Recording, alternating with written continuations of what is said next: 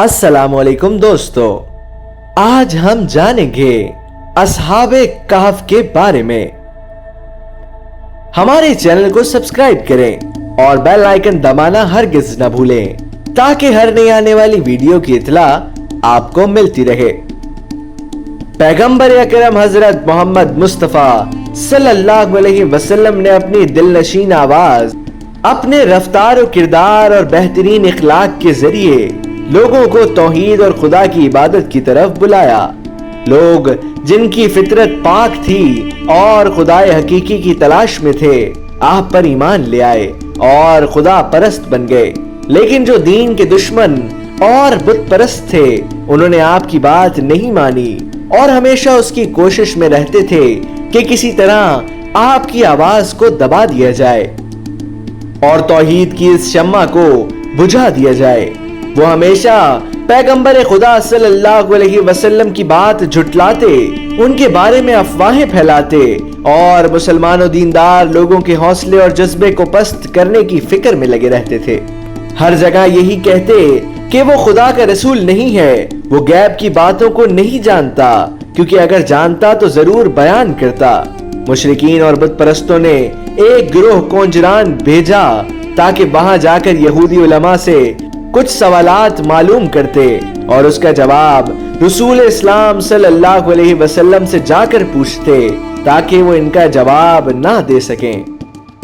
वो लोग सवाल पूछकर मक्के वापस आए और हजरत मोहम्मद मुस्तफा सल्लल्लाहु अलैहि वसल्लम के चचा जनाब अबू तालिब से कहा, तुम्हारे भतीजे का कहना है कि खुदा की तरफ से उस पर वही नाजिल होती है। हम कुछ सवालात लेकर आए हैं, अगर उसने सही जवाब दे दिया तो हम भी उसकी तायीद करेंगे और अगर जवाब ना दे सका तो पहले की तरह उसको झुटलाएंगे। जनाब अबू तालिब ने फरमाया, रसूल खुदा हजरत मोहम्मद सल्लल्लाहु अलैहि वसल्लम से जो कुछ पूछना हो पूछ लो।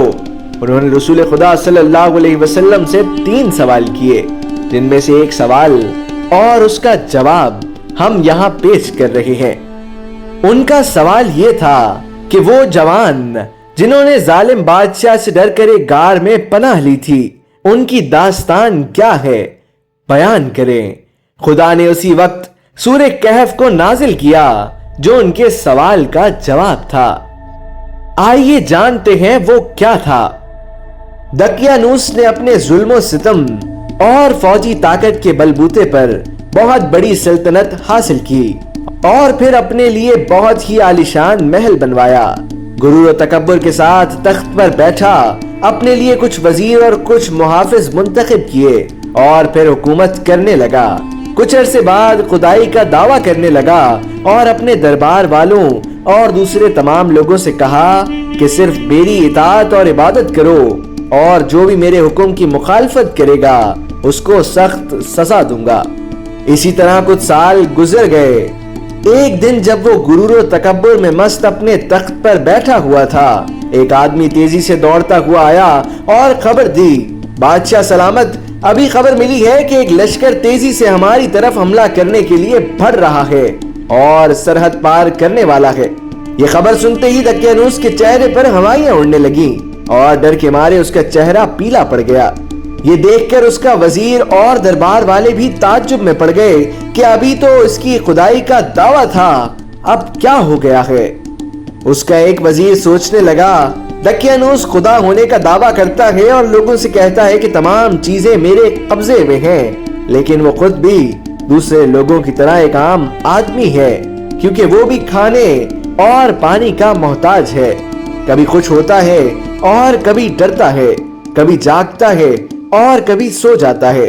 ये सब काम तो खुदा के नहीं हो सकते और ये सिफात खुदा के लिए मुनासिब नहीं है। कुछ दिन बाद उसके दूसरे दोस्त उससे मिलने के लिए घर आए और दकियानूस के खुदा होने के सिलसिले में बातें होने लगी। उसने अपने दोस्तों से कहा, दोस्तों, बहुत दिनों से मैं अपने अंदर एक तब्दीली महसूस कर रहा हूँ। गोया मेरा बेदार ज़मीर मुझसे बातें कर रहा है या मेरी फितरत मुझे नूर और रोशनी की तरफ ले जा रही है। इस हालत ने मेरे ऊपर इतना असर किया है कि ना कुछ खाया जाता है और ना ही नींद आती है। आखिर ये क्या हो गया है, हमें भी बताओ, इसके दोस्तों ने सवाल किया। दोस्तों, जब मैं आसमान की तरफ देखता हूं और इस कायनात की वुसअत और अजमत के बारे में गौर फिक्र करता हूं, तो सवाल पैदा होता है कि इन चांद, सूरज और सितारों को किसने पैदा किया है। जब मैं जमीन और दूसरी मखलूकात के बारे में गौर फिक्र करता हूं, तो सोचता हूं ये सब कैसे पैदा हुए हैं।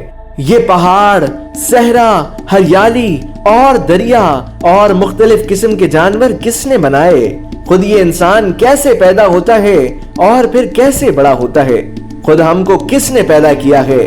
फिर तुम किस नतीजे पर पहुंचे। इस नतीजे पर पहुंचा हूं कि दकियानूस एक कमजोर और नातमाम मखलूक है। वो सिर्फ खुदाई का दावा करता है, वरना हकीकी खुदा वो है जो हकीम, आलिम और इस पूरी कायनात का पैदा करने वाला है।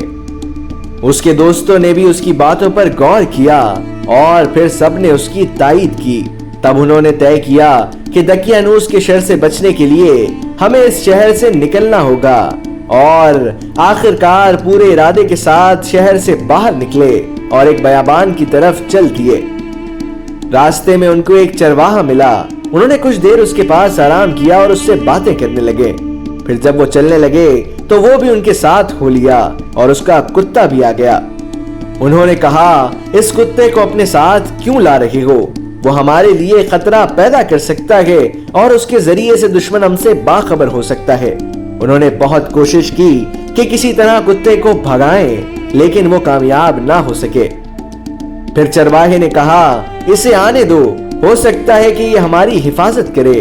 वो मुझसे मानूस है और मैं उसे खामोश कर सकता हूँ। सहराओं और पहाड़ों से गुजरते हुए वो एक गार के पास पहुंचे और सोचा उसमें जरा चलकर आराम किया जाए। सब लोग आराम करने के लिए लेट गए। थकावट की वजह से उन्हें फौरन नींद आ गई और कुत्ता भी गार के किनारे सो गया।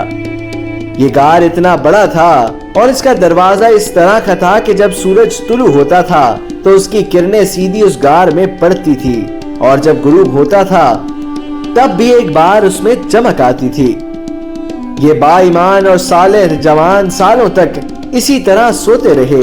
जब बेदार हुए, दोबारा जिंदा हुए, तो सूरज डूब रहा था। लिहाजा वो सोच रहे थे कि हम फकत एक दिन सोए हैं। फिर एक दूसरे से पूछने लगे, हम कितना सोए हैं? सिर्फ एक दिन, बल्कि इससे भी कम? वो भूखे थे और उन्हें खाने की जरूरत थी। लिहाजा तय ये पाया कि उनमें से एक शख्स बहुत ही एहतियात से शहर जाए और खाने के लिए कुछ ले आए। उनमें से एक तैयार हुआ और वो बाहर आया। जब बाहर आया तो क्या देखा कि बाहर का पूरा मंजर बदल चुका है। पहाड़ों पर सिर्फ चंद सूखे पेड़ दिखाई दे रहे थे और कुछ नहीं। जिस रास्ते से वो आए थे वो भी उसे अजीब सा लगा और शहर तो बिल्कुल बदल चुका था।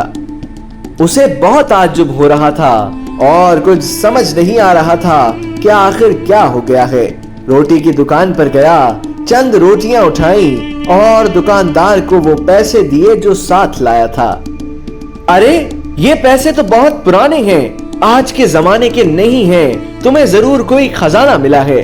क्या कह रहे हो? ये पैसे मैं चंद दिन पहले इसी शहर से लेकर गया हूँ। तुम झूठ बोल रहे हो। तुम्हें जरूर कोई खजाना मिला और तुम उसे छुपाना चाहते हो। एक भीड़ इकट्ठी हो गई और खबर जंगल की आग की तरह फैलती गई, यहाँ तक कि बादशाह के कानों तक पहुंची। उसे बादशाह के दरबार में हाजिर किया गया ताकि उससे पूछताछ की जाए। क्या तुमको कोई खजाना मिला है?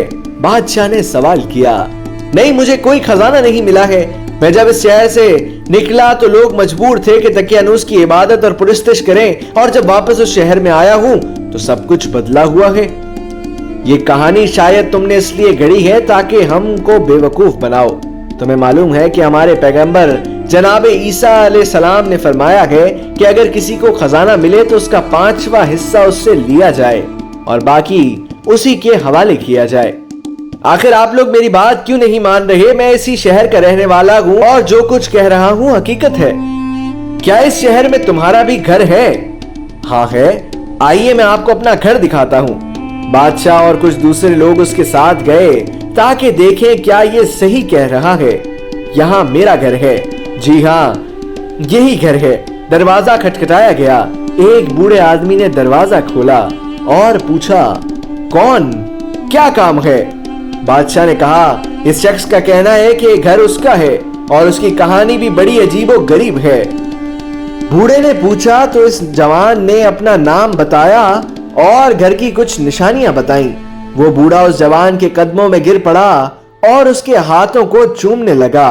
जो नाम आपने बताया है वो तो मेरे दादा जान का नाम है।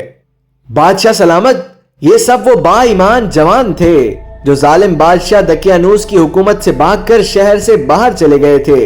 ये सच कह रहे हैं। बादशाह और दूसरे लोग भी उस जवान का एहतराम करने लगे। फिर ये तय पाया कि गार में चला जाए ताकि दूसरे जवानों का भी दीदार किया जाए। सब लोग गार की तरफ चल पड़े।